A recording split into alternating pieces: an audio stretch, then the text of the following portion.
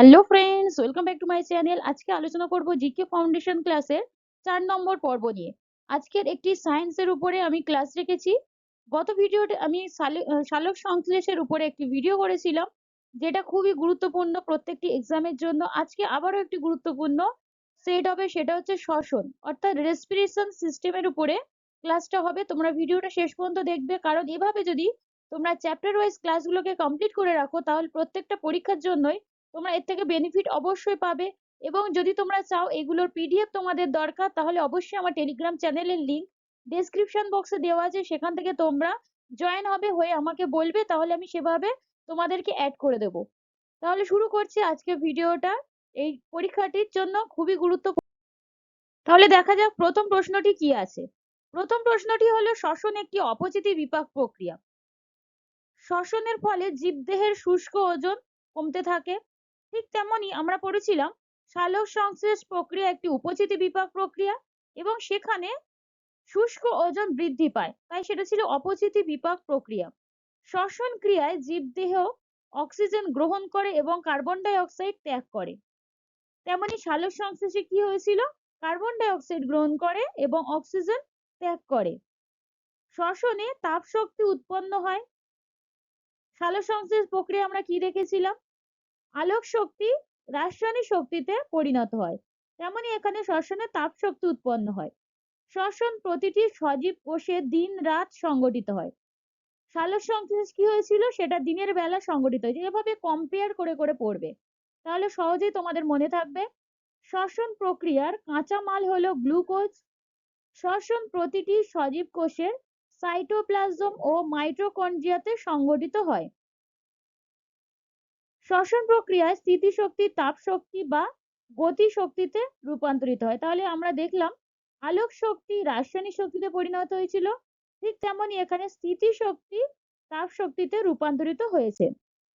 পরের পয়েন্ট আছে, শ্বসনে কি উৎপন্ন হয়, শ্বসনে কার্বন ডাই অক্সাইড ও জল উৎপন্ন হয়। 1 গ্রাম অণু গ্লুকোজ সম্পূর্ণ জারিত হয়ে কত অণু এটিপি উৎপন্ন করে? খুবই ইম্পর্টেন্ট প্রত্যেকটা পরীক্ষার জন্যই। এটা অ্যান্সার হয়ে যাবে 38 অণু এটিপি উৎপন্ন হয়। শ্বসন 2 প্রকার, সবাত শ্বসন ও অবাত শ্বসন। সবাত শ্বসন মুক্ত অক্সিজেনের উপস্থিতিতে সম্পূর্ণভাবে জারিত হয়ে জল, কার্বন ডাই অক্সাইড ও শক্তি উৎপন্ন করে। তাহলে এটা কোন প্রক্রিয়ার মধ্যে পড়ছে, এটা সবাত শ্বসনের মধ্যে এগুলো সংগঠিত হয়। সবাত শ্বসনে 686 কিলো ক্যালোরি শক্তি উৎপন্ন হয় অবাত শ্বসন মুক্ত অক্সিজেনের অনুপস্থিতিতে। তাহলে সবাত শ্বসন কি পড়েছিলাম, মুক্ত অক্সিজেনের উপস্থিতিতে, বাট এখানে কি হলো, অনুপস্থিতিতে আংশিক জারিত হয়। এখানে কি হয়েছিল, সবাতে সম্পূর্ণভাবে জারিত হয় আর এখানে আংশিক জারিত হয়। এটাই দুজনের মধ্যে আমাদের ডিফারেন্স। তাহলে এটার ফলে কি উৎপন্ন হয়, জল, কার্বন ডাই অক্সাইড, বিভিন্ন অজৈব অক্সাইড ও অল্প পরিমাণে শক্তি উৎপন্ন হয়। পরের পয়েন্ট দেখো, অবাত শ্বসনে 50 কিলো ক্যালোরি শক্তি উৎপন্ন হয়। তাহলে আমাদের মনে রাখতে হবে সবাত শ্বসনে কত ক্যালোরি শক্তি উৎপন্ন হচ্ছে এবং অবাত শ্বসনেই বা কত ক্যালোরি শক্তি উৎপন্ন হচ্ছে। এভাবে তোমাদের কনফিউজ করার জন্য বিভিন্ন রকম তোমাদের অপশন থাকতে পারে, তাই তোমরা ভালোভাবে এগুলো পড়তে থাকো। অবাত শ্বসনে 24 অণু এটিপি উৎপন্ন হয়। অবাত শ্বসনে 24 অণু এটিপি উৎপন্ন হয়। 1 অণু এটিপি থেকে নির্গত শক্তির পরিমাণ কত, 7.3 ক্যালোরি। সজীব কোষে শর্করা, প্রোটিন, স্নেহ পদার্থ এবং জৈব অম্ল জারিত হয়ে শক্তি উৎপন্ন করে। সবাত ও অবাত শ্বসনের মধ্যে সাধারণ পর্যায়টি কি, সেটা হয়ে যাবে গ্লাইকোলিসিস। শ্বসনের 3টি পর্যায়, গ্লাইকোলিসিস, ক্রেবস চক্র ও প্রান্তীয় শ্বসন। এবার দেখো গ্লাইকোলিসিস যে পর্যায়টি রয়েছে, সেটা কোথায় সংঘটিত হয়, সাইটোপ্লাজমে অবস্থান করছে। ক্রেবস চক্র মাইটোকন্ড্রিয়াতে। পরের প্রশ্ন, গ্লাইকোলিসিস প্রক্রিয়াটি কে আবিষ্কার করেন বা কে প্রথম লক্ষ্য করেন? বিজ্ঞানী এমডেন, মেয়ারহফ, পার্নেস প্রথম লক্ষ্য করেন। তাই একে ইএমপি পথ বলা হয়। গ্লাইকোলিসিস প্রক্রিয়াটিকে ইএমপি পথ বলা হয়। গ্লাইকোলিসিস পদ্ধতিতে গ্লুকোজ আংশিকভাবে জারিত হয়ে কি উৎপন্ন করে, এটাও এক্সামের জন্য খুবই গুরুত্বপূর্ণ। পাইরুভিক অ্যাসিড উৎপন্ন করে।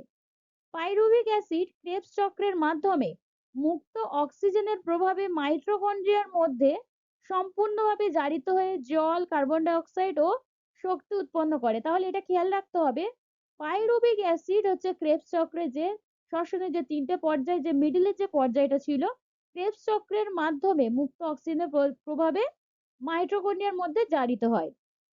ক্রেবস চক্রের মধ্যে সর্বপ্রথম সাইট্রিক অ্যাসিড উৎপন্ন হয় বলে একে সাইট্রিক অ্যাসিড চক্র বলা হয়। তাহলে বোঝা গেল পাইরুভিক অ্যাসিড এখানে কি করছে, আর সাইট্রিক অ্যাসিড চক্রকে কেন বলা হয়।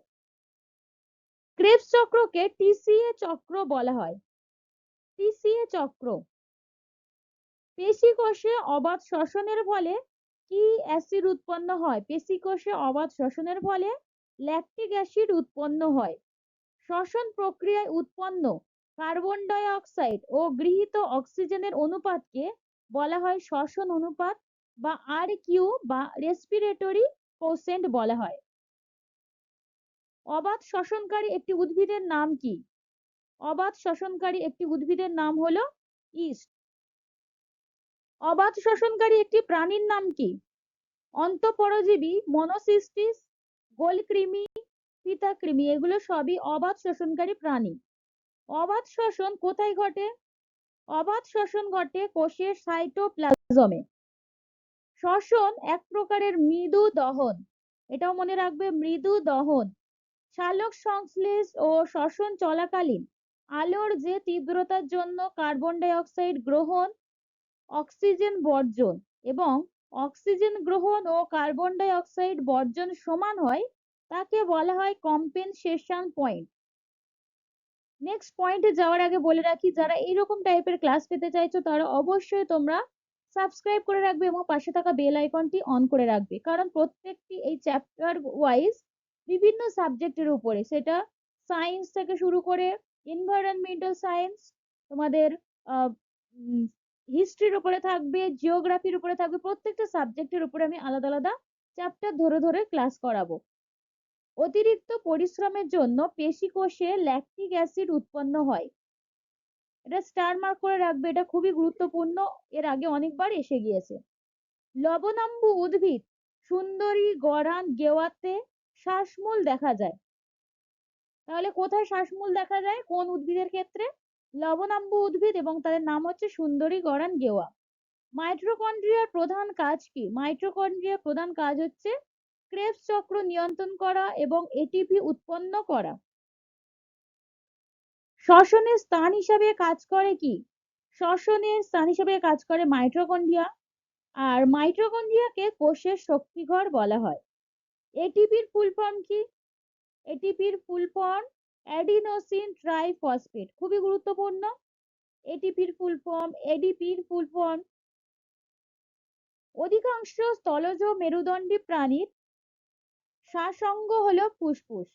তাহলে আমাদের জেনে রাখতে হবে, শ্বসনের চ্যাপ্টার পড়তে গেলে মেন জিনিস যেটা, শ্বাসঙ্গ গুলো তোমাদের অবশ্যই জানতে হবে, এগুলো থেকে এক্সামে জিজ্ঞেস করা হয়। মেরুদণ্ডী প্রাণীর শ্বাসরঞ্জকের নাম কি? হিমোগ্লোবিন। অমেরুদণ্ডী প্রাণীর শ্বাসরঞ্জকের নাম কি? হিমোসায়ানিন। এবার দেখো, কোন কোন প্রাণীর দেহে অতিরিক্ত শ্বাসযন্ত্র থাকে?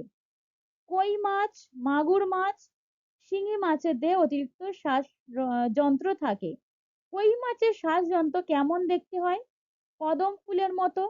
মাগুর মাছের গাছের মতো দেখতে হয়, এবং শিঙি মাছের দেহের শ্বাসযন্ত্র নলাকার আকৃতির হয়ে থাকে। একজন সুস্থ প্রাপ্তবয়স্ক মানুষের প্রতি মিনিটে 14 থেকে 18 বার স্বাভাবিক শ্বাসকর্য হয়ে থাকে। এবার দেখে নাও শ্বাসঙ্গগুলোর নাম। চিংড়ির শ্বাসঙ্গ হচ্ছে ফুলকাম, কুমির ও তিমির শ্বাসঙ্গ ফুসফুস। এই দুটো কিন্তু খুবই গুরুত্বপূর্ণ, এটা থেকে জিজ্ঞেস করা হয়। এমিবা, হাইড্রা, স্পঞ্জ, এই তিনটেরই শ্বাসঙ্গের নাম হচ্ছে সমগ্র দেহতল বা প্লাজমা পর্দা। পক্ষীর শ্বাসঙ্গ কি? ফুসফুস।